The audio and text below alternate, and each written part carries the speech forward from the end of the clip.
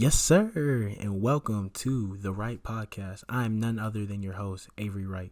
And on this podcast, we're just going to talk about sports. We talk about everything from football, basketball, soccer, hockey, baseball.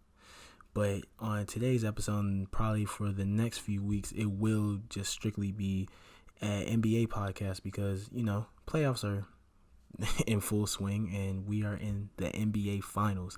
And we might get crowned a new champion this year, which is crazy. But yeah, man, these NBA playoffs have been some of the most intense playoffs that I've seen in a while. And it's crazy because just the past few years, the playoffs really, to me, haven't really been competitive. A lot of people have been getting knocked out like 4-1, 4-2. This is like the first time where we've had maybe about, I want to say 1, 2, 3. We had 3 games go to game sevens. 2 of them were in the first round, and there was 1 in the second round. And it looks like these playoffs are in full swing, and I'm so excited about it. Even though my team got knocked out in the first round, I'm an Oklahoma City Thunder fan, but hey, what are you going to do? But first topic I wanted to get into was, yes, of course, the NBA playoffs, but I wanted to take a look at each series and see what we learned from them. And like I said, this has been the most competitive the playoffs have been in years, in my opinion. So we're going to start out in the East, and we're going to start with the Bucks and Pistons. The Bucks swept the Detroit Pistons 4-0. As we all know, the Milwaukee Bucks came into the playoffs with the best record in the league with their new head coach, Mike Budenholzer, who used to be the head coach of the Atlanta Hawks, but has found a new home in Milwaukee and looked like he was doing the dang thing, sweeping the Pistons in the first round. I mean, that was no surprise. I knew, and a lot of us knew, that the Pistons weren't going to make it out of the first round, let alone beat the Bucks. Like, who else do they really have that's really going to help them besides Blake Griffin, who can't even stay healthy for a whole season, let alone the playoffs, and Reggie Jackson, who is probably an average point guard at best. They just had no help. And what we learned from that series is the Pistons, they need a lot of help. I mean, they like I said, you can't rely on Blake Griffin as your main guy. I mean, Andre Drummond was basically non-existent in that series, and he was supposed to be their franchise guy a few years ago until they got Big Blake, and now look at them. They were sitting at home. But yeah, Milwaukee just got on a roll that series, and we all knew Detroit wasn't going to make it out of that series against Milwaukee.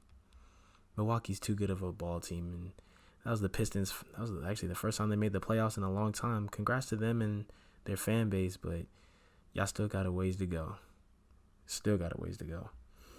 Next series, which was a sweep, it was the Boston Celtics sweeping the Indiana Pacers 4-0. Now, what we learned from this series was that Boston looked like to be a sleeper team, because they came in as the 4th seed this year. And a lot of people had high expectations for this Boston Celtics team because, Gordon Hayward came back and he's healthy. Then you get a healthy Kyrie Irving. And then you look at the play from Jaylen Brown and Jason Tatum from last season, and everyone expected them to elevate their game along with Al Horford, who's a reliable big man. And they, at least for that round, they did. And when I tell you Kyrie Irving put on a show each and every game, he put on a show. He was lighting up the Indiana Pacers, and no one could stop. No one could stop Kyrie Irving. I mean, and for Indiana, man, I think they would have had a better shot if they still had Victor Oladipo, who, praying for a speedy recovery to Victor Oladipo, who got injured towards like November, December, the beginning of the season practically, and he's just been rehabbing because he tore his ACL. But I still think the Boston Celtics would have won, but Vic would have put up a great fight. Him and Wes Matthews, those two would have put up a good fight. I mean, Indiana tried their hardest, but they just didn't have the firepower to compete with Boston, and that pushed Boston on to the next round. Next series, we have Philadelphia 76ers beating the Brooklyn Nets 4-1. Now, I was happy for the Brooklyn Nets fans, and if you're a real Brooklyn Nets fan, I salute you.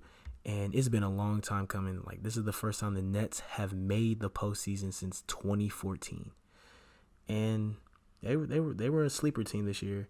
I didn't expect the Nets to be as good as they were this year, but they were led by D'Angelo Russell, who I believe should be in the running for most improved player of the year.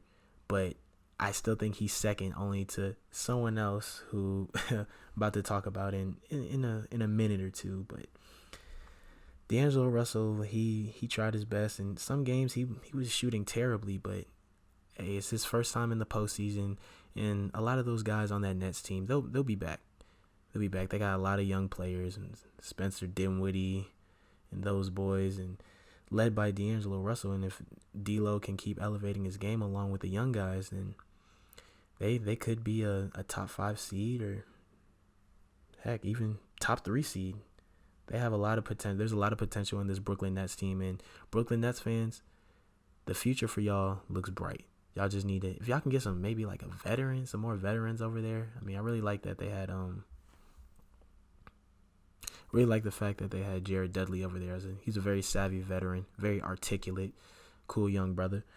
Well, I guess he's not really young, but he's a good dude. And that series between Philadelphia and Brooklyn, man, that was like watching old school basketball, especially like the physicality and everything, especially like the altercation with Jared Dudley and Jared Allen and Joel Embiid, Jimmy Butler. Still think it was pretty foul on Embiid's part, to be honest, to hit Jared Allen in the nose and almost break the man's nose, and he just kind of laughed it off in his post-game interview. It's pretty messed up, but everyone in that Nets locker room, everyone had Jared Allen's back. And you saw Jared Dudley the next game when Embiid was about to go at Jared Allen again. Jared Dudley was not having it. And Jimmy Butler's always he's always there. He's gonna stick up for his boys. And that's just what Jimmy Butler does. And both of them got tossed out of the game, but ultimately Philly still ended up winning, and they won this series. If the Nets had some more playoff experience and probably had a few more veterans, probably could have taken it to 7. And I don't know if they would have beaten Philadelphia, but if they had a few more savvy veterans on that team, and if D'Lo, if he had shot better from the field, they could have won. But then Philly ends up winning 4-1, and they move on to the second round. And then the last of the Eastern teams was the Toronto Raptors and the Orlando Magic. Frankly, I really have not been keeping up with the Magic at all this season. I was actually fairly surprised that they were the 7th seed, because I know for the longest them and the Hornets were fighting for that 8th and 7th seed. But it's good for Magic fans, because again, the Magic, they haven't made the playoffs since almost like 2010, back when they had Dwight Howard, and he was back in his prime. Because Lord knows Dwight Howard really isn't as good as he used to be, especially like now when he was with the Wizards. I mean, I thought he had a pretty decent season last year when he was with the Hornets, but then they ended up trading the big man, and now he's over in the DMV area.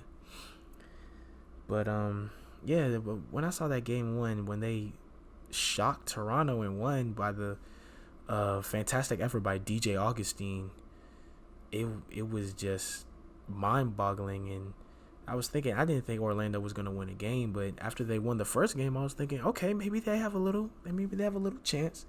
They could probably make some noise or something. But then it was Kawhi time, and Kawhi shut that noise up real quick, like real quick.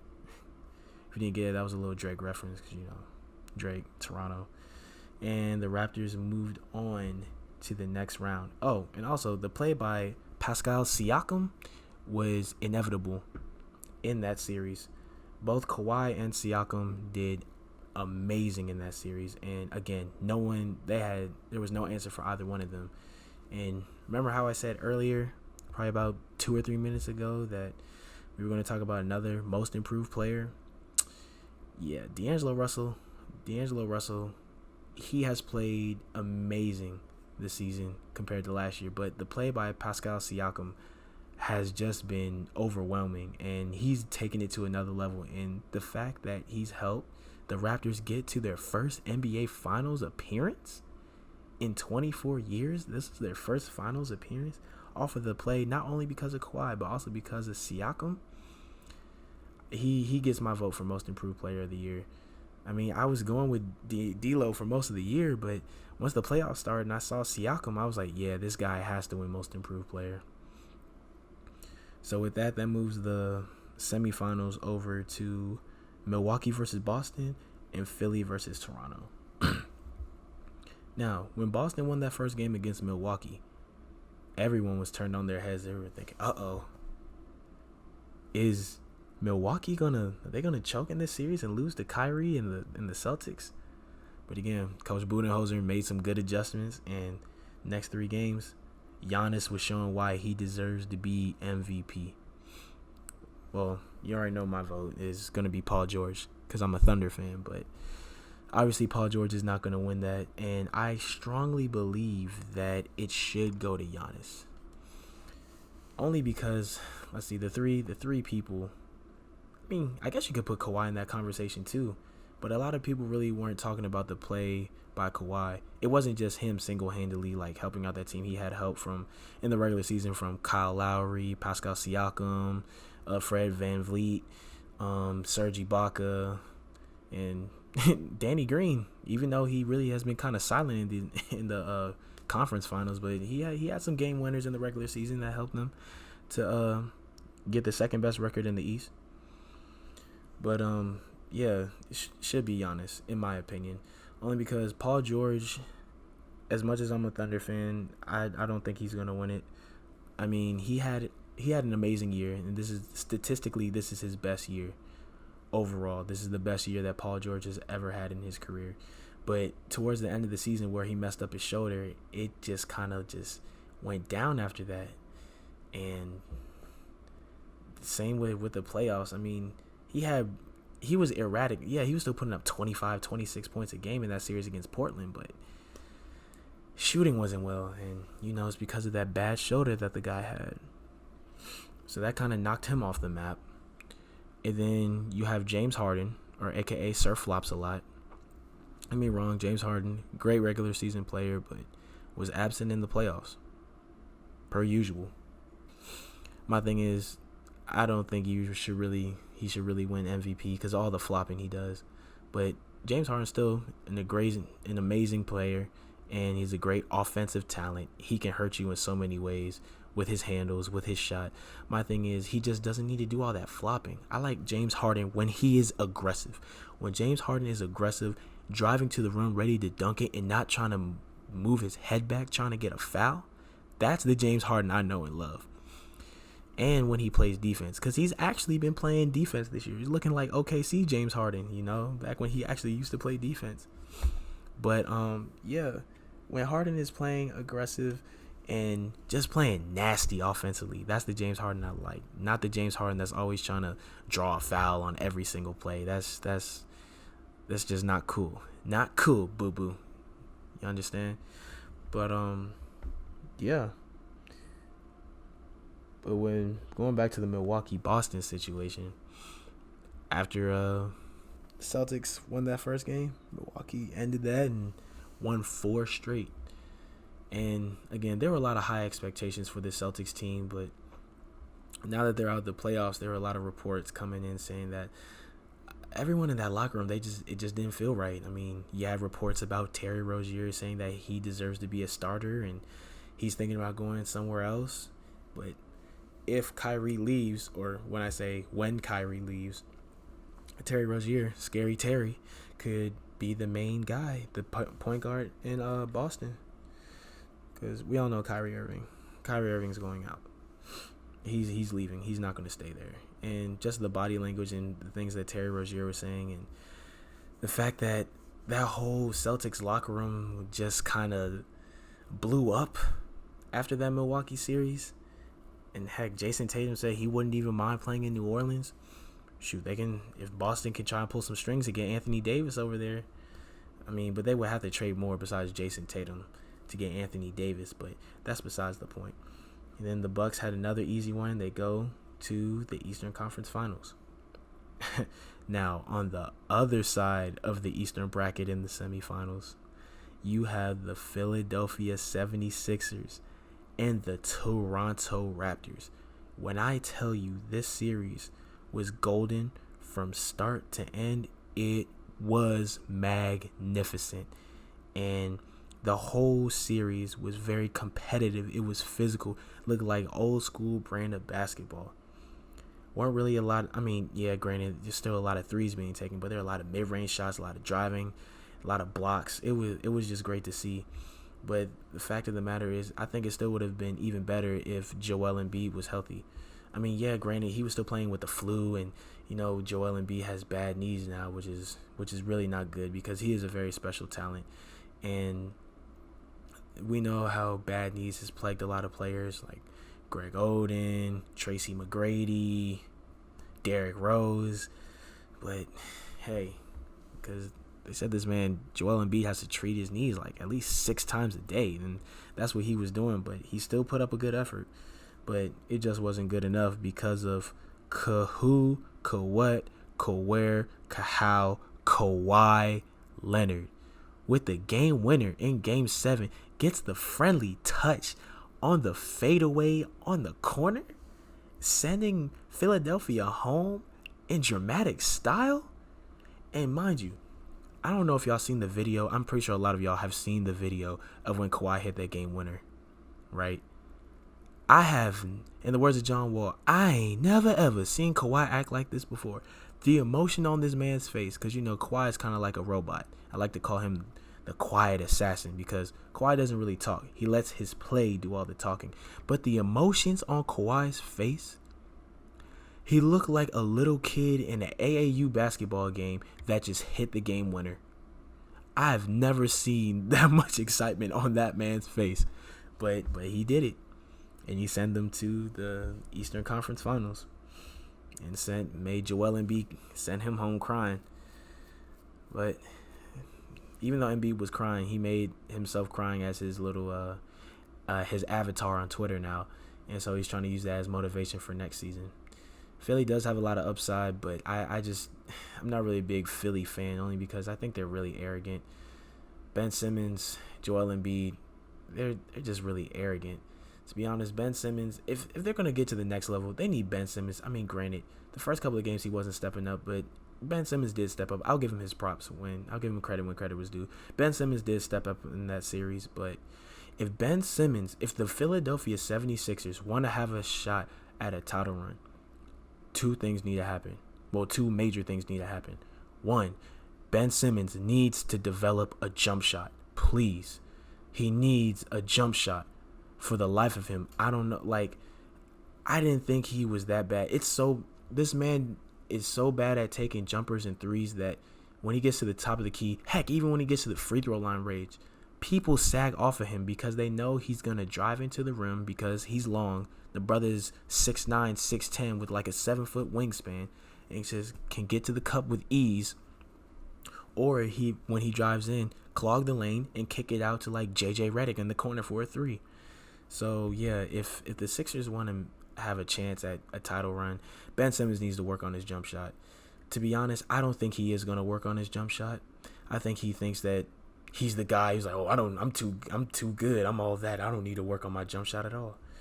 And they need Joel Embiid to be healthy. That not only that, but I know the game is changing, but I'm still a little old school because, the positions now in the NBA, it's a positionless game, meaning that you can really play any position now, especially as Joel Embiid. You have big men, centers. Now, when I was growing up, I'm not that old, by the way. I'm only 22. But when I was growing up, it was rare that you saw, like, big men shooting threes. We still had the big man, the traditional big man, which is supposed to be down low in the post, backing people down, doing hook shots or doing up and under moves or shaking bakes and getting a nice little bucket. But even when I was growing up, we had stretch fours. And the main stretch four, or the one I would like to say that really, really started or really made stretch fours a thing, was future Hall of Famer, 2011 NBA champion and Finals MVP, Dirk Nowitzki. Because, Dirk wasn't really the most athletic guy out there, truth be told. He was a big guy, but he really wasn't athletic. So, what did he do to make up for it? Shoot. And I mean, this guy could shoot threes. He could shoot from anywhere on the court. Maybe not from like the logo range like Damian Lillard and Stephen Curry, but he could hit anywhere. And the patent fadeaway that a lot of NBA players have modeled their game after, like Kobe, Kevin Durant, like those are greats that have modeled their game, their fadeaway shot after Dirk. He made that a thing. Dirk can still post you. Like, usually Dirk is not going to hit you with like an up and under move. If Dirk is going to post you down, if he gets you down on the low post, he's going to hit you with a nice little turnaround fadeaway, and it's going to go scoop right in the basket. And I see nothing wrong with that, and brought a lot of stretch for us. But now you have centers that are trying to elevate their game now and shoot threes. And that can be a lethal weapon with a center trying to shoot threes like Joel Embiid is doing, and guys like Brook Lopez. But truth be told, if you're like 7'1", I'm just old fashioned, man. If you're 7 feet tall, you do not need to be at the top of the key or on the wings calling for the ball to shoot a 3-point shot. That is unacceptable. You need to get your big body self down there in the low post and box someone out. I don't even care. Okay, now if you're athletic like someone like Joel Embiid, I have no problem with you being at the top of the key. But especially if you have a mismatch, let's say you're at the top of the key, you're Joel Embiid, and you have someone like Kyle Lowry. Like if you have a guard on you, like Kyle Lowry or Steph Curry or something like that, and with Joel Embiid is pretty quick for his size, and I say go ahead, take him to the rim, abuse that mismatch. Don't pull up for 3 over a guard, even though you have like the wingspan to do. But don't do that. I really just don't think big men should be shooting threes. That's why you have point guards, shooting guards, mainly shooting guards, and small forwards that do all those shooting on the wings. That's their job. They are on the wings for a reason. Heck, even your power forward who can be a stretch four. Those are the people that need to be shooting threes, not a 7'1" big man. You need to be down low in the post, abusing whoever your matchup is, and just dunk on them. That's all I'm saying. So for the Sixers, they just need Ben Simmons to develop a jump shot, and they need Joel Embiid to get his big-bodied self down in the low post instead of pulling up for threes. That's why you have JJ Redick on your team, who is a spot-up 3-point shooter. You don't need to be doing that. Granted, it could be lethal for a center to do that, but like I said, I'm just old-fashioned. I don't want to see that. And that brings us up to the Eastern Conference Finals, which just finished a few days ago, with the number 1 seed Milwaukee Bucks taking on the Toronto Raptors, who were the 2nd seed. And it was a pretty good matchup. It was looking kind of iffy at first when Milwaukee won the first 2 games, but Toronto won 4 straight, and it was all because of Kawhi Leonard. I like to think of this as Kawhi Leonard pulled a Dwayne Wade back in 06. My bad. Flash Wade back in 06. And if some of y'all remember that 2006 NBA Finals was the Dallas Mavericks versus the Miami Heat, and the Mavericks went up 2-0 on the Heat. Dwayne Wade said, okay, that's a bet. And he willed his way. This man, Dwayne Wade, over those 4 games, averaged like 38 points a game and willed the Heat to 4 straight wins and got his first NBA championship and got Finals MVP. Great story. Great player. And I'm sad to see Dwayne Wade retire, but I guess it's time. I mean, he's got a wife in Gabrielle Union, has a child now, real little baby girl. So he wants to spend more time with her, and his kids are getting older, so he want to still be able to be in their kids' lives, especially Zaire, who's the oldest. Like, Zaire got to be around 15, 16 years old now, pretty soon, looking at colleges and junk. But yeah, shouts out to D Wade. You're my favorite shooting guard, and sad to see you go, man. But you had an illustrious career, and it was great seeing you win 3 rings. But that first ring will always probably be my favorite one, because Dwayne Wade was a one-man wrecking crew and a one-man army. I mean, granted, he did have help on that team, but, Shaq was injured for, like, most of that season in the playoffs. But Dwayne Wade was a one-man army. And that's exactly what Kawhi Leonard was in this series. He was a one-man army. Actually, okay, for the most part, Kawhi was a one-man army, but he did have help. For once, and I can't believe I'm saying this, Kyle Lowry, yes, Kyle Lowry stepped up and helped the Raptors out.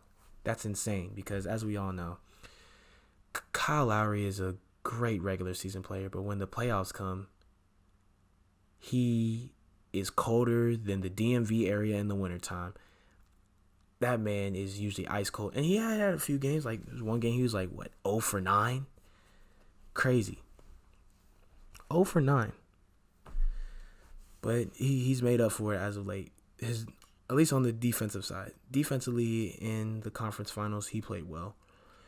Offensively, still kind of iffy. But when you have someone like a caliber player as Kawhi Leonard, who is the best two-way player in the league, and you have someone who also has a great offense in Pascal Siakam, then you really don't need to put up as much. And then don't even get me started on Fred VanVleet. I mean, dude was balling. I mean, Fred VanVleet could not miss a three.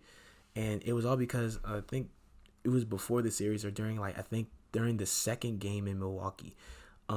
His wife had gave birth to their child, and after Fred's child was born, he was going nuts on Milwaukee. I mean, this man was over here pulling up in the corner, step back threes in the face of defenders, and you're just like, whoa, VanVleet, where has this been? But it couldn't have come at a better time. And Toronto moved on and ended up winning 4 in a row after being down 0-2. And in their 24 years of being a franchise, this is their first time heading to the NBA Finals. And congratulations to the Toronto Raptors, and congratulations to that fan base. Oh my goodness. The Toronto Raptors fans, that is one of the most loyal fan bases out of all the NBA teams. Not the most loyal, but it's one of the most loyal. And they've always been like that. But you can feel Toronto. Kawhi Leonard brought a swag and brought a confidence to this Toronto team that they didn't have with just Lowry and DeRozan. But Kawhi Leonard, he's been there, he's done that. The man's already got one championship under his belt with Coach Pop and has one ring. But with Kawhi Leonard, I feel like because him and Danny Green, they were on that Popovich team, so I believe that they brought that Popovich mentality over to Toronto, and they just kind of talked it over with their teammates, and they're like, yeah, let's go out here and let's get a championship. So it'll be interesting to see how they fare off against the other team. Now that's it for the Eastern side. Now let's go to the West. All right, Western Conference playoffs. First round, we have the defending back-to-back champion Golden State Warriors taking on their Pacific Division rival, the 8th-seeded Los Angeles Clippers. And the Clippers, they made the playoffs. That was a surprise because I really didn't think. They started off really well. They were, at least for the first 2 weeks of the NBA regular season, they were the first seed. And they were playing well. I mean, but I didn't expect them to make the playoffs only because when that trade went through, when they got rid of their main scorer, their number one scorer, their top scorer, Tobias Harris, a.k.a. Sideline Story J. Cole. Yes, I said it. If you put a picture of Tobias Harris next to J. Cole, like early J. Cole, like Friday Night Lights or Sideline Story J. Cole, they could be brothers or cousins. They look exactly alike. Same hairstyle, same little goatee patch and everything. But anyway, after they traded Boban Marjanovic and Tobias Harris, I didn't think the Clippers would be able to sustain, and somehow with great coaching from Doc Rivers, who I think should be in consideration for Coach of the Year, but We all know it's probably going to go to the Bucks coach, Coach Mike Budenholzer, because it'll be actually Budenholzer's second time getting Coach of the Year, I believe. I think he won it a few years ago back when he was with Atlanta and they were the number 1 seed. But I digress. But yeah, it was a good series. I only expected the Clippers to win one game, and the game that they did win, they were down by 30 or 28 and had one of the best comebacks to be honest, I was really mad. I only saw the highlights because the beginning of the third quarter when Golden State just kept pouring it on, I was like, oh, this game is probably over, and I went to sleep because I worked the next morning at 8 o'clock a.m. And mind you, this is a 10:30 game. I've already stayed up. It's 12, and I got to get up at 8. And I wake up the next morning to a notification saying the Clippers have one of the best comebacks in NBA playoff history, down 30 and come back, led by Lou Will. Mr. Six Man himself, one of the greatest 6 men of all time, Mr. Lou Will. Man, crazy. I was mad that I went to sleep, but shouts out to Lou Will, man. Underrated player. Really underrated player. And they got 2 wins on the Warriors, but it just wasn't enough. Because Kevin Durant was going bonkers. I mean, Kevin Durant's had a pretty good season, even though he was kind of out with a few games because he was injured. But this postseason, Kevin Durant was just a monster, and I think he was almost averaging 30, 33 points a game during that series, and they ended up knocking out the Clippers 4-2. And now on that same side, it was the Houston Rockets and the Utah Jazz. I thought this series was going to go to 7, but I was sadly mistaken. The Jazz just didn't have the firepower to overcome James Harden, and they really couldn't stop that pick and roll with Chris Paul and Clint Capella. My goodness. And Donovan Mitchell, he did not play well at all that series. I mean, he showed signs, he showed flashes of playing like how he did against my Thunder last year. Don't want to think of that. It'd be terrible flashbacks. But he's their main scorer, and he really wasn't doing all that. And Rockets won it easily in 5 games. And speaking of winning easily, oh goodness. So we move over to the other side. We have the 3rd-seeded Portland Trailblazers taking on my favorite NBA team, the 6th-seeded Oklahoma City Thunder. Now, this was the best scenario for the playoffs for the Thunder because Portland, even though they beat Portland in the regular season twice, but it wasn't enough for this playoff series. Damian Lillard was unstoppable in that series. CJ McCollum was too, and then that's the only thing that really just grinds my gears. When teams that play Oklahoma City in the playoffs or even in the regular season, it's not really the usual people you think is going to go off like your superstar player. It's always just some random person that we just end up letting going off. Like the first game, it was Enes Kanter. Man was grabbing every single board. Enes Kanter went bonkers in that first game, along with Damian Lillard, who I already knew was going to be a long series. When the Blazers got the first tip off and Damian Lillard's first shot of the game from the logo, and he cashed it. I'm like, oh my goodness, like CJ from Grand Theft Auto. Oh man, here we go again. And yeah, that was just a story of our life. We just couldn't stop Damian Lillard. You know, I mean, Russ played good defense on him, but it was they did a lot of switching. They had a lot of off matchups, but that was just the story of us. Just couldn't do that, and Russ and Damian Lillard started going 1-on-1 a lot, and it just really didn't have that much help, man. I mean, PG, I'm still a firm believer that if Paul George had a healthy shoulder, we probably would have won that. And if we had Andre Robertson, that's really been killing us. I mean, Robertson tore his ACL, I think, January of last season, and he still hasn't come back from that ACL tear. Still hasn't come back, and he's a premium defender, and we could have used him. If we had a healthy Paul George, and we had Robertson, we definitely would have won, maybe in like 6. But if and woulda, coulda, shouldas, like my dad said, is for losers, and that's exactly what my team was, a bunch of losers, because they could not beat Portland.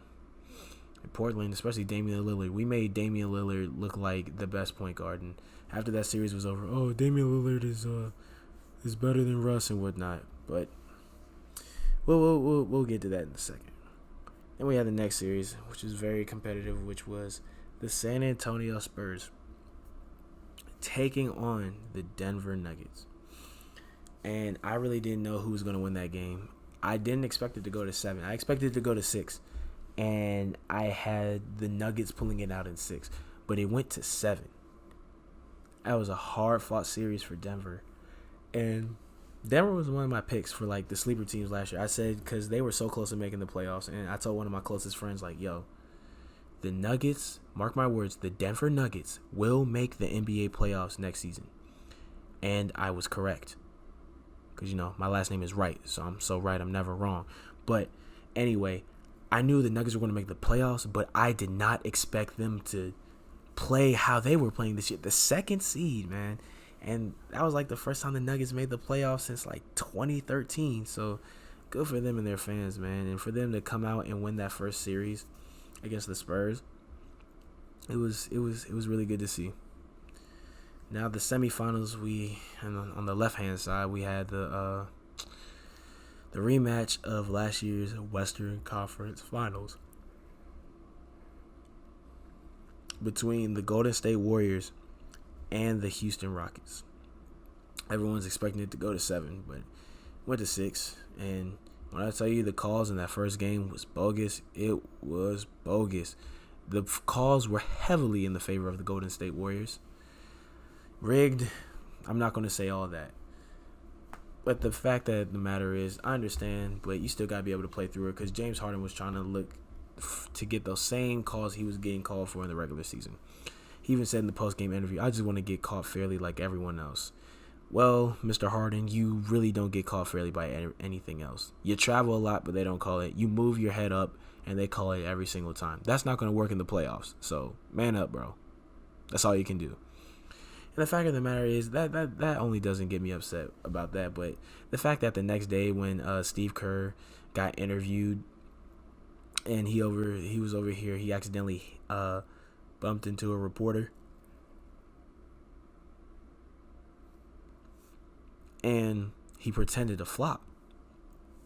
He was like, "Oh, well, they said they weren't getting called fairly, but we didn't really get a lot of fair calls either." And again, Steve Kerr, I don't want to hear that from you because you're the same guy that if Draymond Green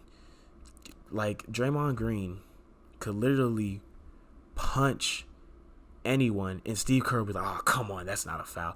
And like the little baby foul, Steve Kerr's like, "Oh, that's not a foul." You complain about a foul just as much as James Harden and the Rockets. So, Mr. Kerr, I don't want to hear that from you. You're the same guy that goes ballistic, breaks your clipboard, and gets ejected from games because there was a foul call that you didn't think was a foul. So again, suck it up. Both teams shouldn't be complaining about fouls. Those are the two teams that complain about fouls the most, at least in the West. But again, James Harden had a few good games, but he just couldn't show up. And in this series, as I forgot to mention, the previous series where they went against the Clippers, DeMarcus Cousins went down with an injury, and he didn't come back. And in the series against the Rockets, Kevin Durant went down. It almost looked like he tore his Achilles. He thought it was worse than it actually was, but it actually wasn't. But KD was basically out for the rest of the series. And he was having a really good playoff series. But with KD out, now we get to see how the Warriors really fare. And that's the thing. Steph was playing like MVP Steph from like 2014 and 2015 seasons. Like Steph was the man. And they were able to squeak by against the Rockets in 6 games to advance to the Western Conference Finals for the 5th straight time in a row. On the other side of the Western bracket, you have the division rivals and the Portland Trail Blazers, the Northwest in the Western Conference. You have the rivals of the Portland Trail Blazers and the Denver Nuggets. But I would like to, before I get into that, I would just like to take a minute and just say the Portland Trail Blazers, like that division, the Northwest division is probably the hardest division in basketball now. Because last year, almost the whole, I think, almost everyone in the division last season made the playoffs. The Timberwolves made it, the Thunder, the Trailblazers, and the Jazz. But the Nuggets didn't make it. This year, again, everyone in that division made it, but except the Timberwolves didn't make it. So it was the Nuggets, the Jazz, the Thunder, and the Trailblazers. So that's a very competitive division. Very, very, very competitive. So that's going to be a roller coaster ride because these teams can only get better because a lot of these teams are pretty young. So with the division rivals, it was a great series with Portland squeaking by with a win. I was hoping for Denver to win, yes, because I was a little salty because Portland knocked off my Thunder, but I also thought that Denver could have given Golden State a better series than Portland. And for the first series, when Damian Lillard went crazy on us, he really didn't do.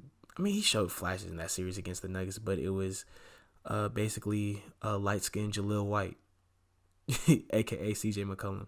That's another thing, another comparison. Pull up a picture of Jaleel White and CJ McCollum side by side, and you can't tell me they don't look alike. All you gotta do is just put them Urkel glasses on CJ McCollum, give him a little more melanin, he's Jaleel White. Coincidence? I think not. But anyway, back to that series. CJ McCollum was leading the way, and he was just on fire from tip-off from the first game all the way to 7 games, and led them to the Western Conference Finals.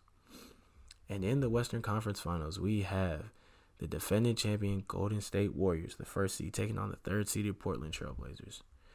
You know, I thought the Blazers were going to win at least one game, but they choked so many times in this series. And again, Damian Lillard was non-existent. It was all on the shoulders of CJ McCollum. But they should have won. Like my dad said, if and woulda, coulda, shoulda is for losers. And now, just like me and my team, they're at home watching Golden State, who pulled out the broom and swept them to go to their 5th straight NBA Finals appearance. You know, and again, CJ McCollum, he went absolutely crazy, but he didn't have any help. Truth be told, the Portland Trail Blazers, they don't really have anyone.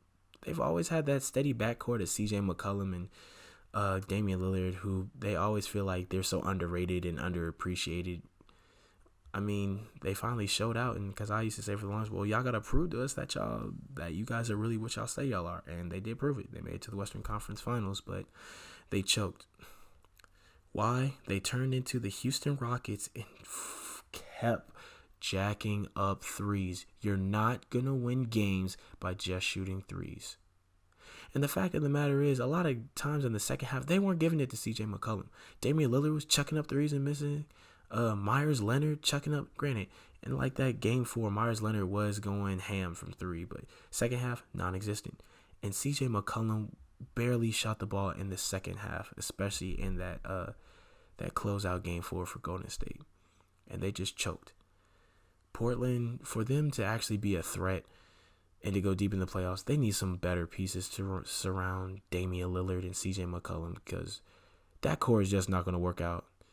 Al-Farouq Aminu, average at best. Mo Harkless, average at best.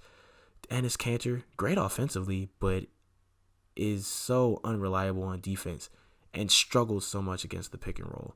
That was really Portland's main problem, because I knew after they beat us, I was like, whoever they face between Denver and San Antonio, who use the pick and roll a lot, they are going to abuse that against Portland. But the Nuggets really didn't use that a lot. But Golden State, they abused that pick and roll and led Portland to another crushing defeat.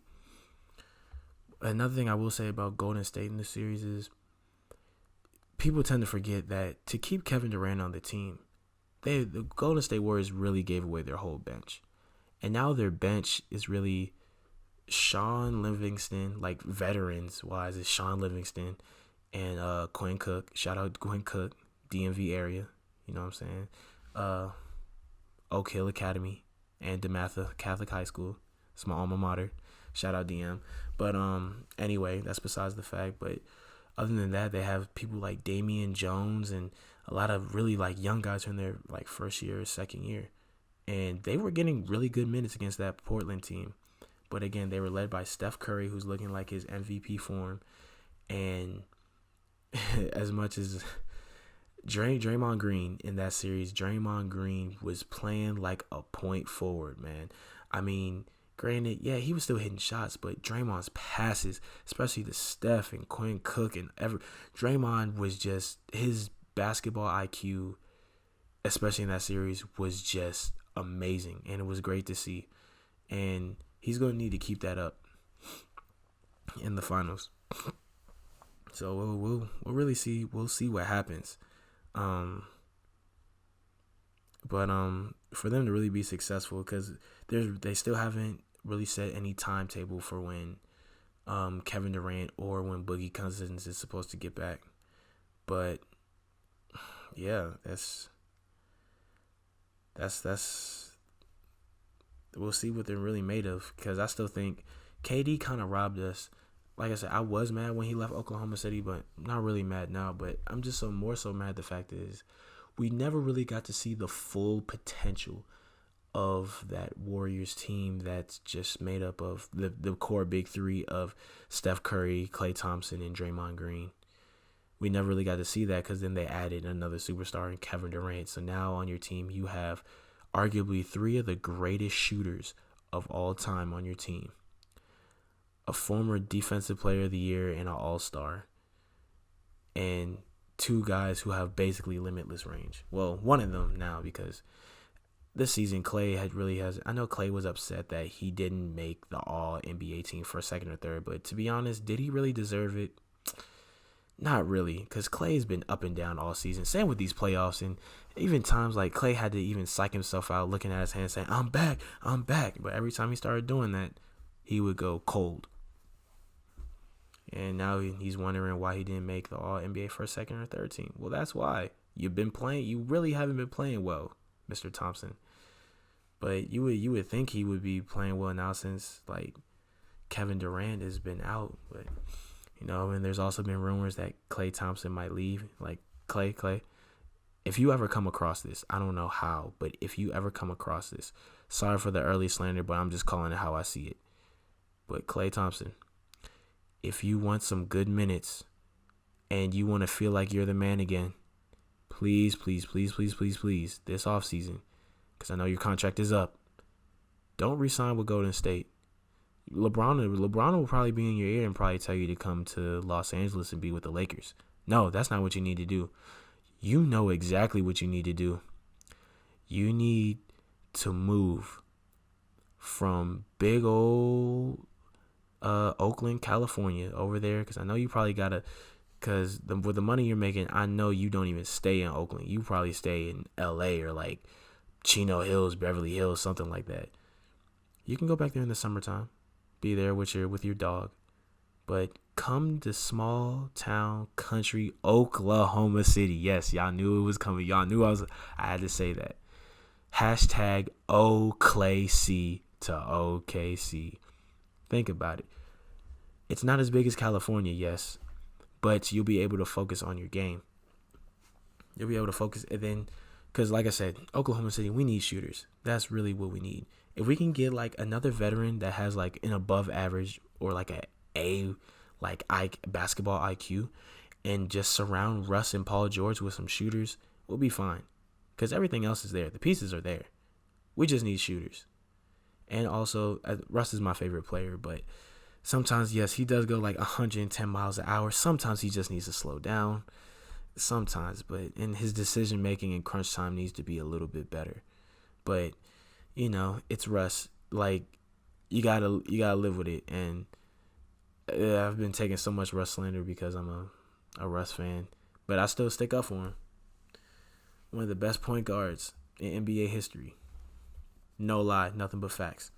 But Klay Thompson, please come to OKC. We'll treat you right. You and Paul George, forget Steph Curry, man. Steph Curry is in a whole new bromance with Kevin Durant. You can get into a bromance with Paul George. You guys could be the new Splash Brothers. You feel me? Because it's always raining a lot in OKC. It's always raining in Oklahoma City. So take your splash talents, go over there with Paul George, and y'all can be the Splash Brothers. Westbrook can give you plenty of dimes. That's about it. But it'll be interesting to see. It'll be really interesting to see walk out. And so now the NBA Finals are set. You have the back-to-back defending champions, Golden State Warriors, taking on the Toronto Raptors. I'll probably do a podcast gotta be tomorrow. Tomorrow, right before the game that comes up on Thursday. But a few more topics I want to get into. One was a lot of people have been talking about on social media is the Greek Freak Giannis Antetokounmpo, aka the future MVP of this season. Hopefully, that is gonna go to him. But a lot of people were talking about his walkout of his interview, his post-game interview, because apparently in the post-game interview it was him and Chris Middleton, and this female journalist had asked him a question about the experience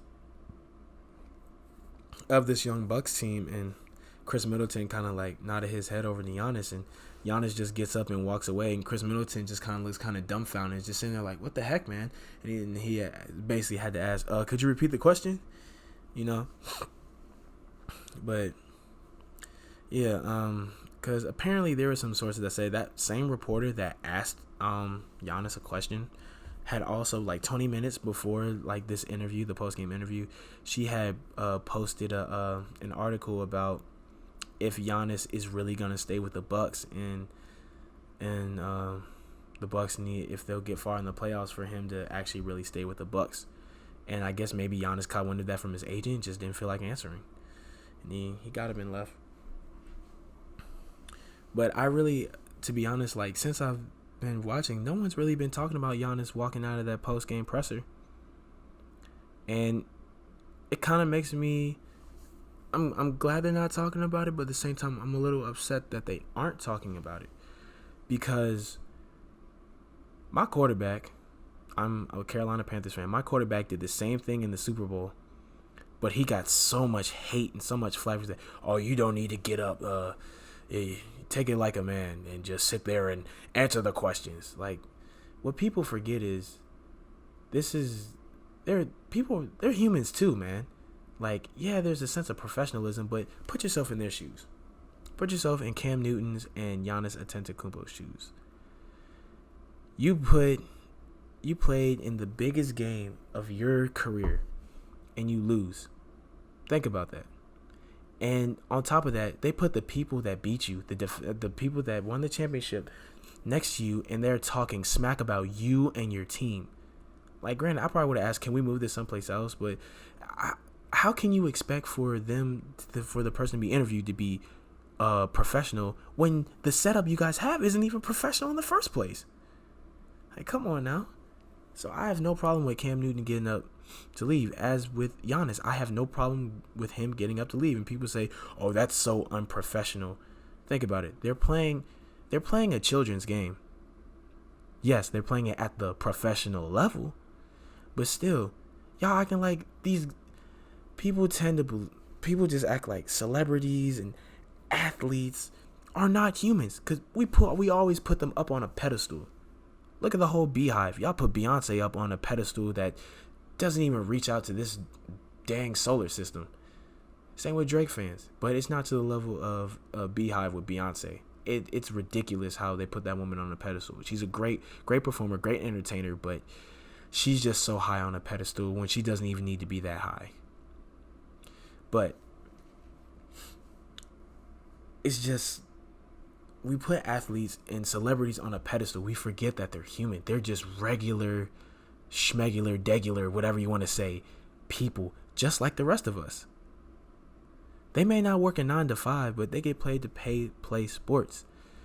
Yes, there's still some professionalism that comes with it, but let's think about it for like an everyday Joe. Let's say you're at work and you're the lead person on a project.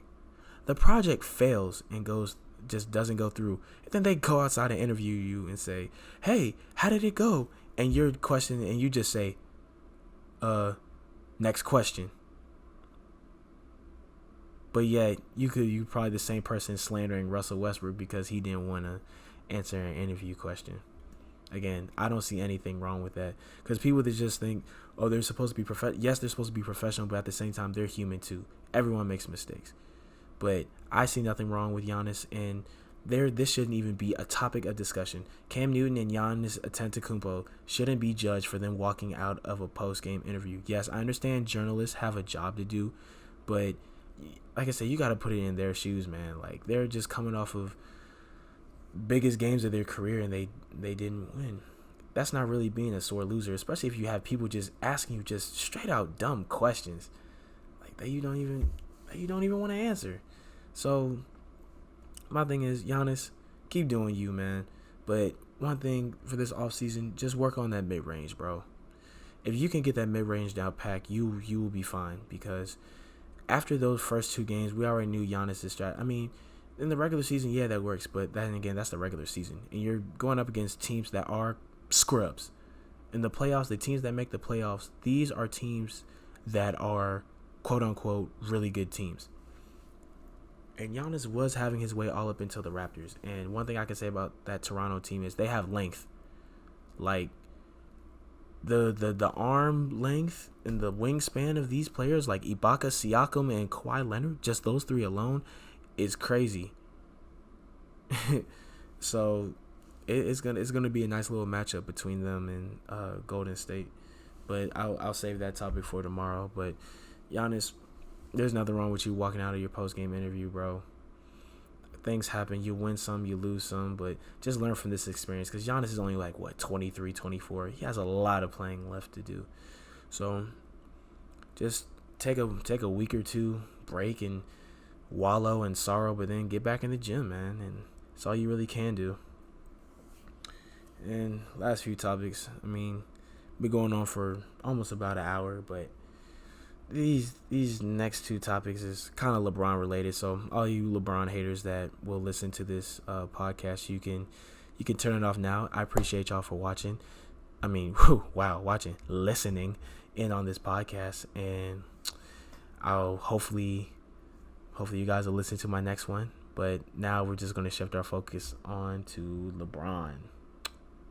Now, as y'all know, LeBron James did not make the playoffs for the first time in a long time. But, people have just been talking about, since LeBron hasn't made it to the playoffs, people have just been trying to find ways to just throw LeBron in every conversation. I'm going to just do that, touch on that real quick, and then I'm going to just get out of here. Like, the whole Kyrie LeBron situation, people were thinking, do you think Kyrie will go out to LA with LeBron? I can see it happening, but I don't think it's going to happen. To be honest, I think Kyrie will probably he might go to New York. It's either New York or LA. But it would be nice to see Kyrie in New York, and maybe Kevin Durant this offseason could go over there, because the New York Knicks fans need something to cheer about, man. They really haven't had really anything to cheer about since back when they had Carmelo Anthony. Well, my bad. When they had Carmelo Anthony and Amari Stoudemire, while they were in somewhat of the last bit of their prime in like 2011, 2012. Those are the last few times they could cheer. I mean, granted, they did get knocked out in the first round by the Heat, and that's when Amari Stoudemire broke his wrist because hitting a dang fire extinguisher. Pretty stupid, but things happen. But yeah, I don't think Kyrie is a possibility, but I see it more in New York. Or maybe Kyrie could just surprise us all and stay in Boston, but that's probably highly unlikely. And then lastly, there was a video of LeBron hanging out with Chris Paul and Russell Westbrook They were chilling with LeBron, smoking cigars, just having a good old time. Off season. That's what happens when you go home early. But ain't nothing wrong with that.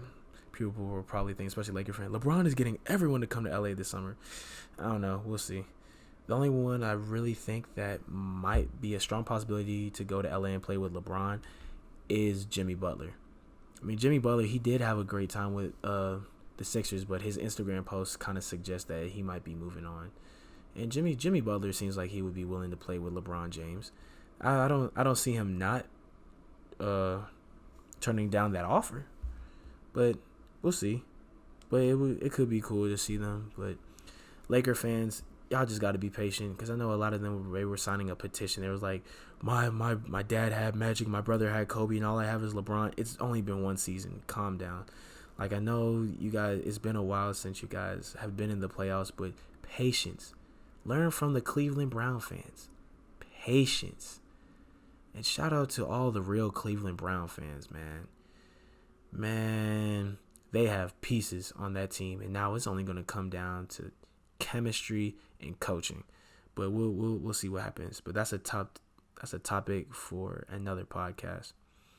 But yeah, that's really all I got for today, and probably do another one tomorrow. It's going to be my preview for the Toronto Raptors versus the Golden State Warriors. Hopefully it can. To be honest, I really don't care who wins. Actually, scratch that. I kind of want Golden State to win, only because my dad wants Toronto to win, and he's so sure that Toronto's gonna win. But we'll see what happens. So I kind of want Golden State to win, but at the same time, I really don't care. I just want to see a good series. I would love to see this final series go to 7, because it's been a while since we saw a really competitive NBA Finals. Last time we saw that was 2016, when Kyrie hit that game winner over Steph Curry in Golden State in Game 7. So yeah, we'll see. But that's all I got for you guys today on this podcast. For all y'all that stuck around for this long, I really appreciate you guys for listening. And I'll be back with some fresh new content tomorrow. And y'all enjoy the rest of your day, rest of your evening, whenever you listen to this podcast. And Avery Wright out. Thank you for listening to this edition of The Right Podcast. I'll see y'all next time.